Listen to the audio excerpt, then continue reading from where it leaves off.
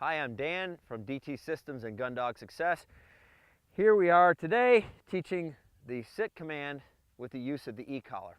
You've already done your leash obedience, so your dog already understands that when you tug up on the leash and choke chain or pinch collar, the only way out of the pressure is to sit down.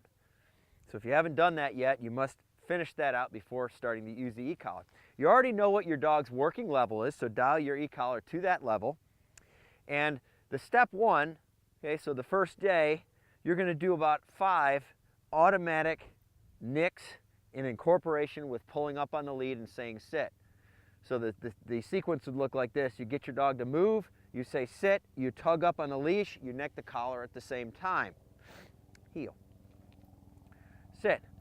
After you've done one of those, you do what we call a freebie. Heel. Sit. A freebie in dog training is when we ask the dog to perform the command with no pressure or no coaxing or manipulation with the leash. When the dog gets a success, you give them positive reinforcement and they remember that that's what they were supposed to do. So you're going to do that sequence between automatic pull and freebie about 5 to 10 times depending on how enthusiastic your dog is to continue, and then quit for the day. Now the next day, you're going to change that sequence from nicking it automatically when pulling to just using the collar function. Heel would look like this. Sit, nick. Good. If the dog reacts appropriately and sits down, give them positive reinforcement and repeat another freebie. Always do another one, heel, after pressure, to make sure the dog knows that properly performing that task is the way to get a payment.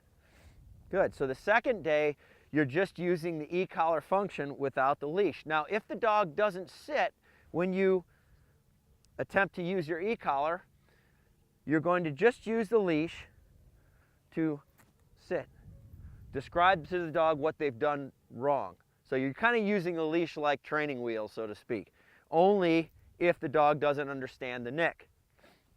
Okay, so you can do that for 2 or 3 days, and then when you get to the point where your dog is reacting appropriately and quickly and consistently to the nick function on the sit command, then you can start increasing the intensity such that you get a very quick response that day and the dog tends to do everything afterwards correctly. We call that titrating.